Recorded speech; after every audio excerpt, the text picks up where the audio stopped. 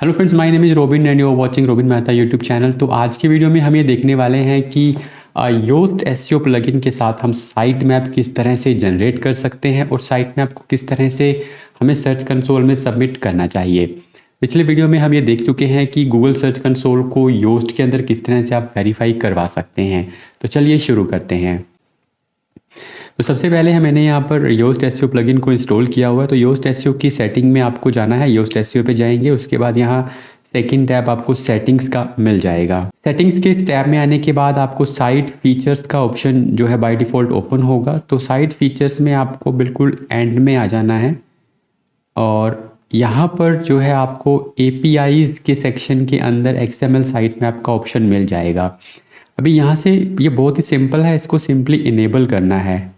Enable हो जाएगा ये। उसके बाद आपको जब यहाँ पर आप क्लिक करेंगे visit the XML site map, तो ये जो साइट मैप है आपको यहाँ पे मिल जाएगा। अब इस साइट मैप के अंदर ये बहुत ही सिंपल है, site map underscore index .xml। अगर इसको हमें सबमिट करना हो तो हम गूगल सर्च कंसोल को ओपन कर लेंगे। सर्च कंसोल को ओपन करने के बाद हमें यहाँ साइट मैप्स वाले सेक्शन में चले जाना है और यहाँ पर हमें वो जो लास्ट का जो पार्ट था, ये जो पार्ट था, इसको यहाँ पे एंटर करके सबमिट कर देना है। लेकिन यहाँ पर एक चीज़ आपको ध्यान रखनी है कि साइट मैप के अंदर आप देखेंगे यहाँ पर पोस्ट, पेज और कैटेगरी तीन चीज़ें हमारे पास यहाँ पर आ रही हैं। लेकिन साइट मैप वाले ऑप्शन में आप देखेंगे कि हमारे पास यहाँ पर पोस्ट, पेज और कैटेगरी तीन तरह के साइट मैप हमारे पास यहाँ पर आ रहे हैं। अब योस्ट के अंदर देखिए होता कैसे है, योस्ट के अंदर साइट मैप की सेटिंग अलग से नहीं है। यहाँ पर ये चीज़ आपको ध्यान रखनी है। रैंक मैथ के अंदर हमारे पास साइट मैप की सेटिंग अलग से है, बट योस्ट के अंदर साइट मैप की सेटिंग अलग से नहीं है। अब यहाँ देखिए मेरे पास यहाँ पर तीन चीज़ें आ रही हैं, पोस्ट, पेज और कैटेगरी। मतलब ये तीनों चीज़ें साइट मैप के अंदर हमने ऐड की हुई हैं। अगर इसके अलावा कोई चीज़ और साइट मैप के अंदर हम ऐड करना चाहते हैं तो वो कैसे ऐड करेंगे, ये समझना ज़रूरी है यहाँ पे। ठीक है, तो उसके लिए हमें करना क्या है, देखिए उसके अंदर आपको कंटेंट टाइप के अंदर, जैसे कि सबसे पहले होम पेज आ गया, तो होम पेज में तो कुछ करने की ज़रूरत है नहीं। ठीक है, देन यहाँ पर हमारे पास पोस्ट आ गया। अब आप देखेंगे search appearance show post in search result, ये जो है बाय डिफ़ॉल्ट ऑन है।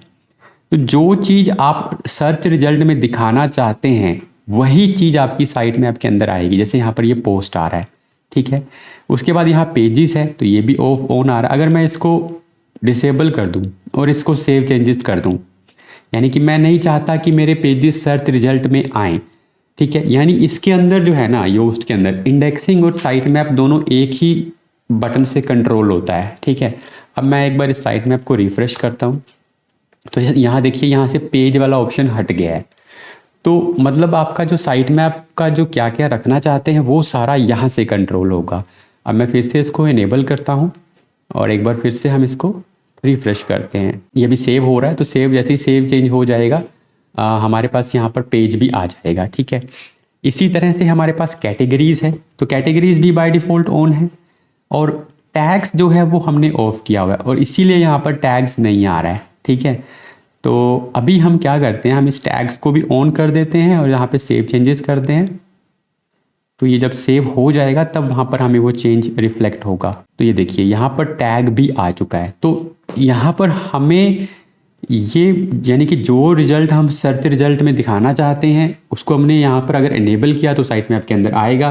साइट मैप में आने का मतलब ही यही है कि वो आपका गूगल के रिजल्ट में आएगा, यानी कि वो पेज आपका वो इंडेक्स होगा। तो टैग्स हमने बाय डिफ़ॉल्ट इसके अंदर नो इंडेक्स किया हुआ है और साइट मैप के अंदर भी नहीं आएंगे। इसी तरह से एडवांस पेजेस के अंदर जैसे आपका ऑथर आर्काइव है, तो ये आप सर्च अपीयरेंस में रखना चाहते हैं तो यहाँ पर हम इसको ऑन कर सकते हैं। जैसे मैंने इसको ऑन कर दिया तो ये देखिए ऑथर भी आ चुका है इसके अंदर। तो जो भी चीज़ आप सर्च अपीयरेंस में उसको ऑन करेंगे वो आपकी वहाँ पर रिफ्लेक्ट हो जाएगी। तो साइट मैप जनरेट करना इसमें इजी है, बहुत ही सिंपल है। लेकिन साइट मैप के अंदर आपको रखना क्या है ये आपको ध्यान रखना पड़ेगा। जनरली हम पोस्ट, पेजेस को तो रखते हैं और कैटेगरीज को भी रखते हैं। इसके अलावा कुछ आप अलग से क्रिएट करते हैं तो वो आपको यहाँ से फिर डिसाइड करना है कि आप उसको सर्च अपीयरेंस में रखना चाहते हैं नहीं रखना चाहते। जैसे ऑथर आर्काइव है, अब मान लीजिए मल्टीपल ऑथर नहीं है, एक ही ऑथर है, तो फिर इसको ऑन करने की ज़रूरत नहीं है। अगर ज़्यादा ऑथर हैं तो आप इसको ऑन रख सकते हैं। डेट आर्काइव आप रखना चाहें तो रख सकते हैं, वैसे ज़रूरत नहीं है इसकी, ठीक है। तो फिर अब आपको यहाँ पर डिसाइड करना है कि आपको किस रिजल्ट को गूगल के अंदर दिखाना है, यानी कि साइट मैप के अंदर दिखाना है। तो आई होप आपको साइट मैप जनरेट कैसे करना है ये क्लियर हो गया होगा। और सबमिट करने का प्रोसेस सिंपल है, यहाँ पर आपको सबमिट कर देंगे। तो सिर्फ आपको ये जो मेन सब साइट मैप है इसको सबमिट करना है। उसके अंदर जितने भी छोटे साइट मैप्स हैं, सब साइट मैप्स हैं, वो ऑटोमेटिकली यहाँ पर आ जाएंगे आपके, ठीक है। तो यहाँ पर देखिए ये आ चुके हैं। तो आई होप आपको ये वीडियो अच्छा लगा होगा। कोई डाउट है तो आप कमेंट करके पूछ सकते हैं। मिलते हैं आपसे नेक्स्ट वीडियो के अंदर।